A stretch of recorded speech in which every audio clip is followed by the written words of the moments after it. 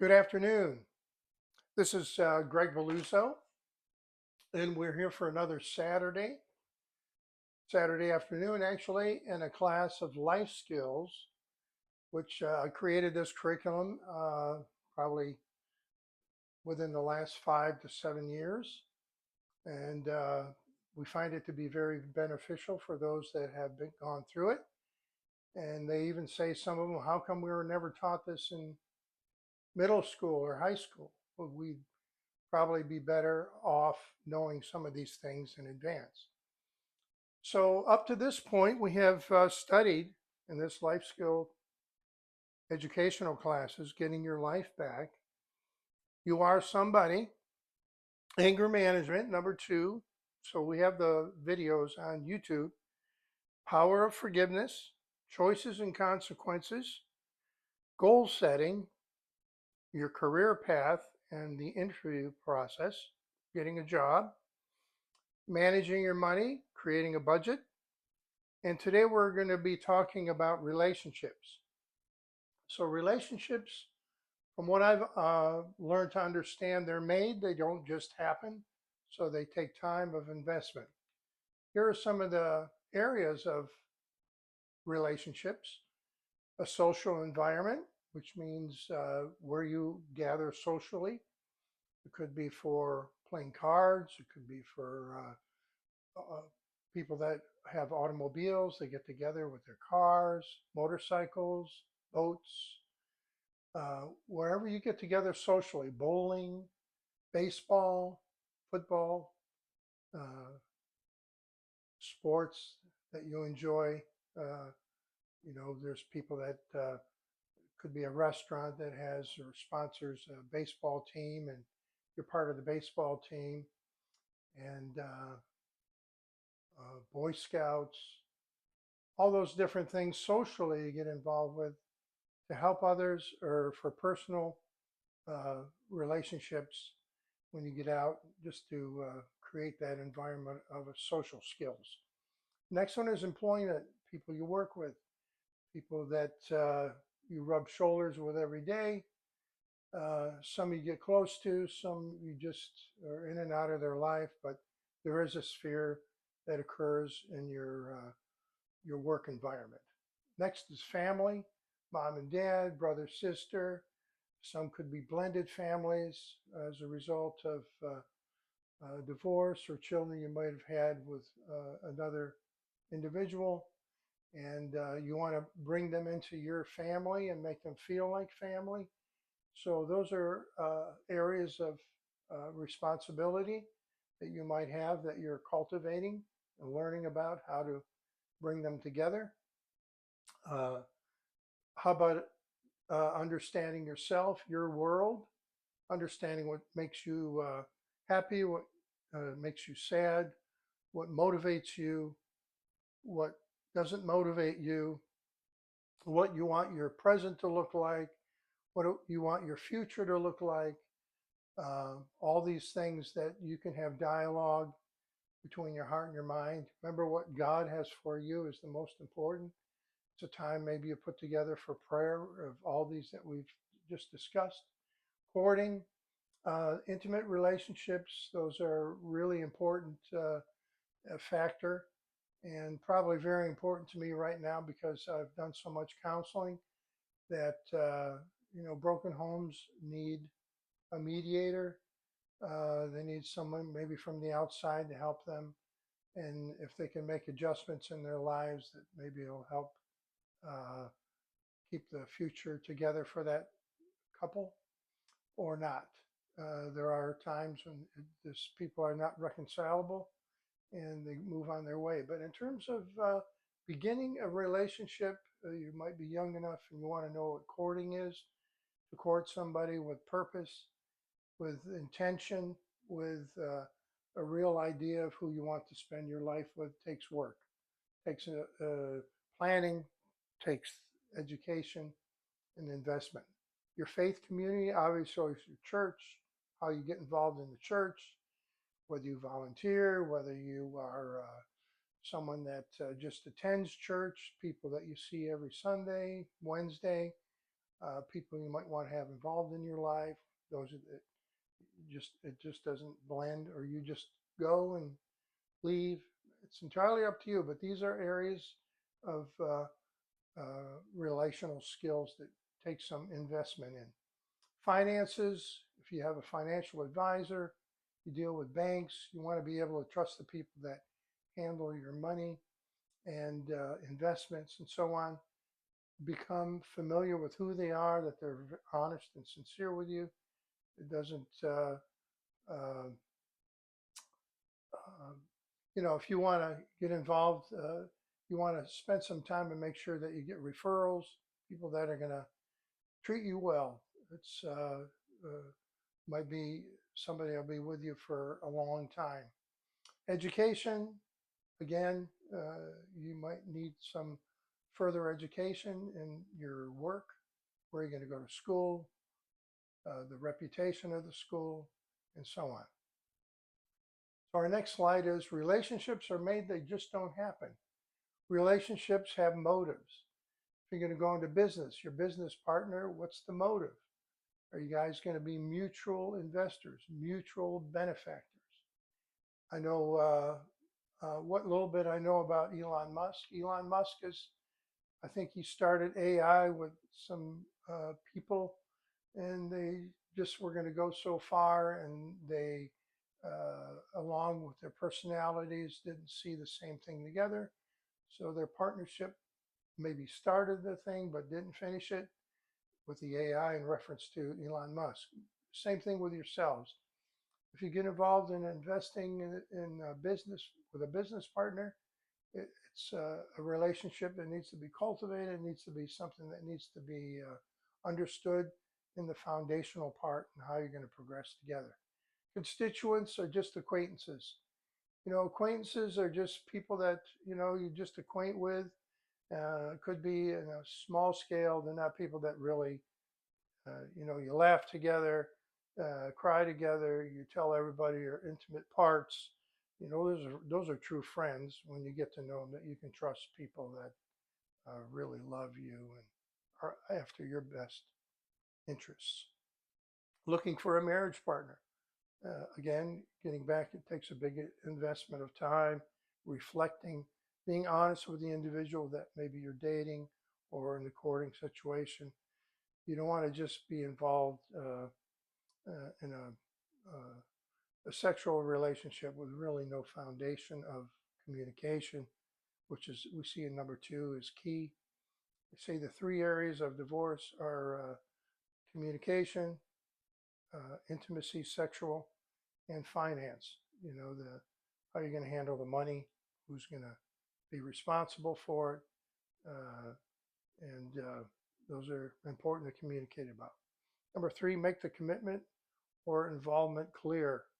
You don't want to be vague, you want to be clear. Number 4, be a good listener. Be open to adjust and make changes with clear dialogue. You want to make some adjustments, you need to sit down and maybe review some of the things that you might have talked about in the beginning and where they need adjustments. And could be in your business, could be with family members, could be your spouse, and whatever you see that needs to be addressed, address it early rather than it getting worse and having surprises. Number 6 is repeat back what you're hearing from the other person, what they're saying to you. So can I repeat back to you what you really said so I can understand it? And there's nothing wrong with that. So motives are the reason for doing something, especially one that is hidden or not obvious. Motives, if I could have seen the motives that that person had in the beginning, they knew I was going to have a big inheritance. That was their motive for getting involved with me. The motive was that I'm going to be able to just be part of the Rockefeller family or something like that. The motive is whatever, but you know yourself better than anybody else. Relationships, the way in which 2 or more concepts, objects, or people are connected or the state of being connected. That's how relationships are viewed. The intimate relationships are made with wisdom. Okay, we're talking about uh, husband and wife venture coming together. Uh, the first form of love is called eros. It's sexual love. It's the erotic side of humanity, where we procreate, we have children, and it's the epitome and the top of the peak of coming together and loving each other is sexual. It's the way to express how much you love each other. It's used to procreate uh, and just say how much you love each other. Phileo is where we get the word Philadelphia from. We know what that is: brotherly love, the city of brotherly love, the city of sisterly love, how sisters and brothers love each other's. Storge is family or team love, usually between parents and children. That's the whole family unit, how they get together, enjoy each other. I'm from an Italian family. We used to get together and have family reunions and everything, and enjoy barbecues, enjoy listening to uh, grandparents and their growing up and how they all got their careers and then their children and then which became our cousins and so on. Oh, our family would get together and play ball and go swimming. It was great. So there is that part, the storge part. And agape love is the love that God has, which is unconditional, sacrificial love that will give all for the one loved. So you want to, whatever, sometimes you got to bend the knee in a loving, caring family for your spouse. Sometimes letting your children go to become adults takes bending the knee and allowing the Lord to, because I love them, I'm going to let them move along and what God has for them and what God has for my spouse, because I don't have to always be right. I can just pray and let the Lord work in their lives. Create a list of what you're really, be specific. You know, God gave a helpmate in the book of Genesis, and he made, Adam and Eve to start our venture, and I believe they worked very well together. So she ate from the tree and got them influenced, but they still had to live a life, and we have the Lord now today to help us. These are specific things that you want to put in place. Good listener, hardworking, funny, good listener, uh, a good provider, respectful, loves children, you have the same interests. You like to walk, you like to hike, you like to ride motorcycles, the financial stability, mutual interest, and so on. Remember that when you get married, the family that your spouse has uh, comes with that person. So get along or work on getting along, get to know them, see how they view you. Uh, and it's always good to be honest with your family externally, because sometimes hiccups in the road right in the beginning will define your future, whether they like you or not. Even though your spouse might say it doesn't matter what they think, it really does, because you're marrying the whole unit, and you have to realize your own self, what that means. If you can live without them, or you can live with them being a part of your life. My in-laws, or my wife and I, which is on her side, we get along so well. We made a lot of memories together, and I love them dearly. That's me. For you, I encourage the same thing. Make your own list, however you want to make it. Be specific. Pray about it. Ask the Lord, and He will bring that person to you. Be patient to wait. Don't make a mistake. Mistakes are costly. Marriage is not 50-50. Divorce is 50-50. Marriage has to be 100-100. 100% you're given to it. It's not splitting everything in half, but giving everything to God. Sorry about my dog barking. Sorry about that. That's Jasmine. Regarding the relationships, why you're trying to put a round peg in a square hole, don't try to make it work if it's not going to work. Do not be yoked together with unbelievers. This is 2 Corinthians 6:14. For what do righteous and wickedness have in common? For what fellowship can light have with darkness? And 1 Corinthians 6:18 says, flee from sexual immorality. All other sins a person commits are outside of the body, but whoever sins sexually sins against his own body. So we want to get married because we want to marry somebody with like interests. Preferably, both of you have faith. It's hard to think in your mind, oh, they'll marry me and I'll get them to go to church. Not true. They're not going to church now. They probably won't go later. And so in your relationship, bring him to church. See that he accepts the Lord or he accepts the Lord. And all these things work much better when you're on the same page together. Flee sexual immorality. That it's not just lustful sex that you're getting involved with in a relationship.